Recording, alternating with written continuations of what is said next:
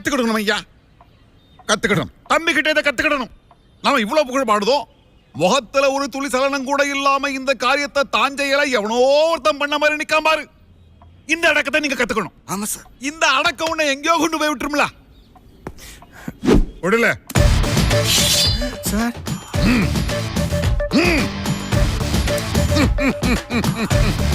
வீரத்துக்கு அடையாளம் எப்படி வச்சுக்க. நல்லா இருக்கு. சரி. இந்த வாழை எனக்கு யார் கொடுத்தா தெரியுமில்ல? சொல்லல. அது சார் வந்து சரி, பழைய பெருமை இதுக்கு புதிய பெருமையா பாடுவோம். All the best, good luck.